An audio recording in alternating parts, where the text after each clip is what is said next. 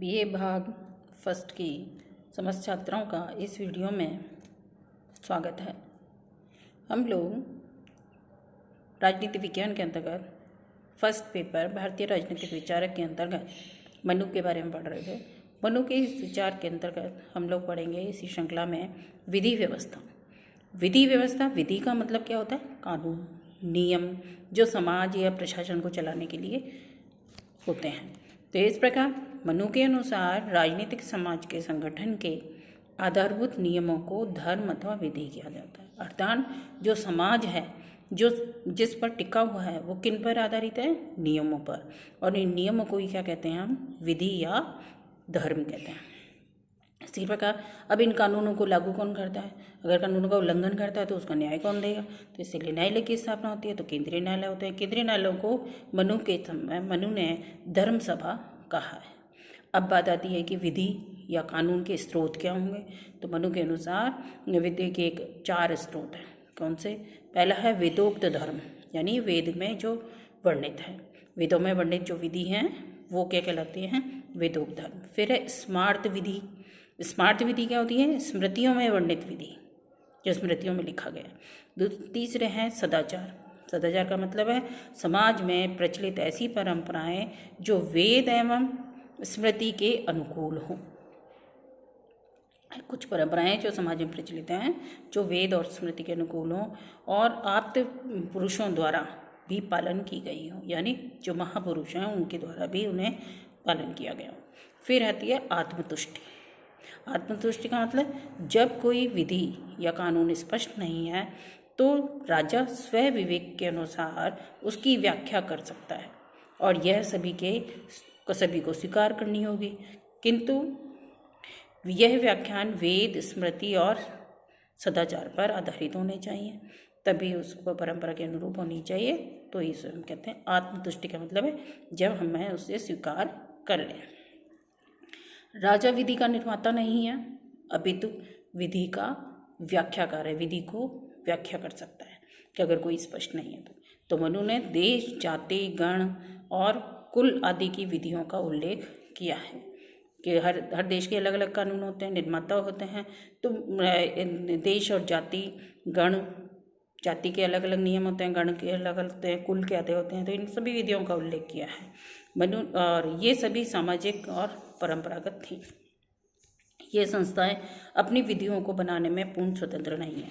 यदि बनाती हैं तो उनको प्रभावी होने के लिए राजा को स्वीकृति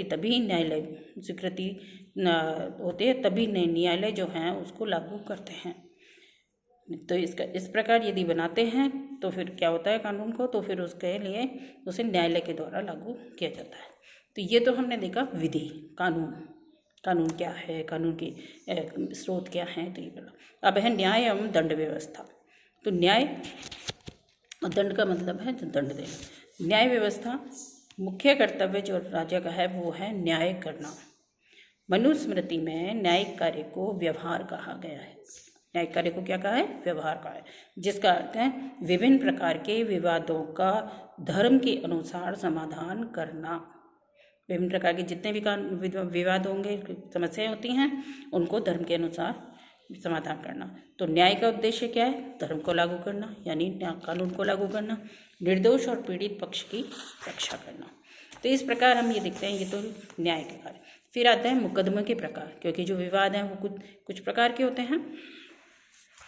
तो उसका क्या अर्थ है कि मुकदमे जो हैं 18 प्रकार के हैं, यानी व्यवहार, मुकदमे को व्यवहार कहा गया। इसके 18 प्रकार हैं और व्यवहार के ये मार्ग हैं। विवाद जो है, जो मुकदमे हैं, वो 2 प्रकार के होते हैं। तो हिंसा संबंधी, जिसको हम फौजदारी कहते हैं। दूसरा है देय संबंधी या धन संबंधी, जिसको हम दीवानी कहते हैं। तो 2 प्रकार के मुकदमे हो गए, फौजदारी और दीवानी। न्यायालयों का संगठन किस प्रकार? तो उसने कहा एक न्यायालय होगा जिसको हम धर्म सभा कहते हैं। इसके अतिरिक्त गण न्यायालय होंगे, जनपद में देश न्यायालय होगा, जाति का न्यायालय होगा, कुल न्यायालय होगा, ये सब बहुत सारे न्यायालय भी होंगे। राज्य की सहायता के लिए विद्वान, ब्राह्मण तथा मंत्र के ज्ञाता मंत्री होंगे, ये उसकी राज्य की सहायता करते हैं। अब आती है न्यायाधीशों की योग्यता क्या होगी न्यायालयों में जो कार्य करेंगे। हो गया, कौन होने चाहिए? ब्राह्मण होना चाहिए, वेदज्ञ होना चाहिए, सदाचारी होना चाहिए, जाति धर्म, देश धर्म, कुल धर्म का उसे ज्ञान होना चाहिए। राजा में दंड धारण करने की योग्यता होनी चाहिए, उचित न्याय करना चाहिए और अन्यायपूर्ण निर्णय में राजा पाप का भागी होता है, इसलिए वो अन्याय करेगा तो पाप का भागी होगा। फिर आता है न्यायिक प्रक्रिया। ये तो हमने देखा मुकदमे न्यायालयों का संगठन कैसे होगा, न्यायाधीशों की योग्यता क्या है। फिर आता है अब न्यायिक प्रक्रिया की, एक न्यायालय में किस प्रकार से मुकदमे की सुनवाई या उसका निर्णय लिया जाएगा। तो न्यायिक प्रक्रिया में न्याय की प्रक्रिया का अर्थ है कि मुकदमे की प्रस्तुति, सुनवाई और निर्णय। तो न्यायिक प्रक्रिया के उसने बताए, मनु ने 4 इसके चरण बताए हैं। तो 4 पक्ष होते हैं, तो कौन कौन सा? एक तो पूर्व पक्ष, प्रतिपक्ष, क्रिया और फिर आता है निर्णय। 4 हो गए। तो अब इसके अंतर्गत हम पहला देखते हैं पूर्व पक्ष। पूर्व पक्ष कौन होता है? वादी है, जो उसमें वाद करता है या याचिका दायर करता है, जो अधर्म से पीड़ित है। न्याय प्राप्त करने के लिए धर्म सभा में वह उपस्थित होता है, इसको हम कहते हैं, ये क्या है? पूर्व पक्ष, जो सबसे पहले जाता है, जो पीड़ित है। प्रतिपक्ष, जो प्रतिवादी, जिसने उसको पीड़ा पहुंचाई है, जिस पर वादी को पीड़ित करने का आरोप लगाया है। तो पहले वादी और बाद में प्रतिवादी सभा में उपस्थित होता है। फिर आती है क्रिया। क्रिया का मतलब है मुकदमे की सुनवाई। तो इसमें वादी प्रतिवादी अपने अपने पक्ष प्रस्तुत करते हैं, प्रमाण प्रस्तुत करते हैं। तो ये प्रमाण 2 प्रकार के होते हैं, एक तो दिव्य प्रमाण और दूसरा होता है मानुष प्रमाण। तो अब इसमें आते हैं दिव्य प्रमाण। पहले दिव्य प्रमाण क्या होते हैं? ये 2 प्रकार के होते हैं, एक तो अग्नि दिव्य प्रमाण और दूसरा होता है जल दिव्य प्रमाण। जब मानुष प्रमाण उपलब्ध ना हो, मनुष्य नहीं देखा हो, पर कोई प्रमाण नहीं हो, तब दिव्य प्रमाण कर रहता है। जैसे अग्नि दिव्य प्रमाण, अग्नि का कि अगर आप सही हो तो जलते अंगारों पे चलो, जल दिव्य कि जल में डुबो देते हैं, अगर बच गया तो वह सही होगा। तो इसी प्रकार ये दिव्य प्रमाण होते हैं। फिर मनुष्य प्रमाण, ये 3 प्रकार के होते हैं, लिखित, भोग और साक्षी। लिखित में बलपूर्वक नहीं लिखा होना चाहिए, वो आवाज़ में लिखा होना चाहिए। भोग यानी संपत्ति का अगर वो बहुत लंबे समय से प्रयोग कर रहा है तो इसलिए वो प्रमाण देता है। साक्षी, अगर योग्य साक्षी होना चाहिए, वो पागल नहीं होना चाहिए, वो उसकी किसी के दबाव में आकर नहीं होना चाहिए, तो वो ये कहलाता है साक्षी। तो ये तो हमने देखा है इसमें। अब भोग का मतलब होता है कि किसी का कब्जा करना। जैसे जब किसी संपत्ति के स्वामित्व के बारे में विवाद हो और कोई भी पक्ष उचित लिखित प्रमाण प्रस्तुत नहीं कर पा सके, तब भोग का महत्व होता है। तो इस प्रकार किसी संपत्ति का एक निश्चित समय यानी 10 वर्ष से अधिक किसी को निर्बाध भोग से बिना रोक टोक के वह अगर उसका भोग कर रहा है तो वह उसका स्वामित्व प्राप्त हो जाता है।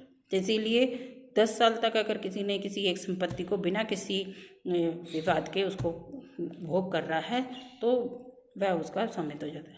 तो अपवाद क्या होते हैं? जैसे धरोहर, रेहन, बालधन, राजा के धन, श्रोत्रिय के धन आदि पर लागू नहीं होता। अर्थात कि जो जिसको किसी हमने लीज पर दिया या क्या है तो इस पर स्वामित्व नहीं हो सकता। फिर आता है साक्षी।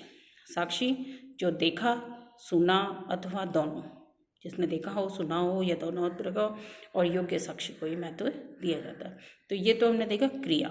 अब आता है चौथा जो इसका चरण है, वो है निर्णय। निर्णय क्या होता है? प्रमाणों के आधार पर राजा वेद, स्मृति, सदाचार तथा आत्मतुष्टि के अनुसार निर्णय करता है। किसी भूल के कारण अगर गलत निर्णय होने की स्थिति में अपील की जा सकती है। यदि कोई निर्णय गलत हो गया है तो अपील की जा सकती है, यानी मुकदमे पर पुनर्चिंतन किया जा सकता है। तो इस प्रकार कोई भी जो निर्णय होगा वो राजा किस पे करेगा? वेद के आधार पे, स्मृति के आधार पे, सदाचार और आत्मतुष्टि के अनुसार करता है। तो ये तो हमने देखा इसकी विधि व्यवस्था और न्याय व्यवस्था। इसके बाद हम देखेंगे दंड व्यवस्था। दंड व्यवस्था का अपराध की प्रकृति के आधार पर उसे मात्रा के अनुसार उसके अपराध कितना किया है, अपराधी के आशय तथा कार्य को ध्यान में रखकर उसकी आयु, सामाजिक स्तर, शारीरिक स्थिति, जाति, लिंग, ज्ञान के समय और स्थान के आधार पर किया जाता है। यानी उसको बहुत सारी चीज़ें देखी जाती हैं, जाति, लिंग, समाज की स्थिति क्या है, उसकी शारीरिक स्थिति क्या है, उस अपराध की प्रकृति क्या है, मात्रा क्या है, उद्देश्य क्या है, उसके आधार पर उसका दंड निश्चित होता है। तो दंड क्या है, 4 प्रकार के हैं। जैसे आप लोगों ने सुना होगा साम दाम दंड भेद, तो उसी प्रकार इसने दिया है। जैसे पहला है वाग्दंड। वाग्दंड का मतलब है समझाना, कि भाई समझाए, कोई छोटा अपराध है तो समझा दिया और उसकी भविष्य में ना करे, अपराध नहीं करे। फिर आता है दिग्दंड। दिग्दंड होता है जिसमें कि चेतावनी दी जाती है कि वह आगे ना करे, अगर आगे करेगा तो उसे दंडित किया जाएगा। फिर आता है अर्थदंड।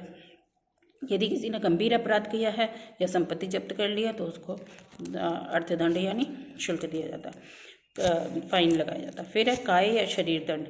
ये कोड़े लगाना, सिर मुंडाना, काला मुंह करना, शरीर के अंगों को दागना, अंगों को काटना, ये सब है। बंदी बनाना और मृत्युदंड। मृत्युदंड 2 प्रकार का होता है, एक तो सामान्य होता है और एक कष्टपूर्ण होता है। कष्टपूर्ण यानी उसको तड़पा तड़पा के मारा जाता है, और एक सामान्य होता है जिसको फांसी लगा दी जाती है।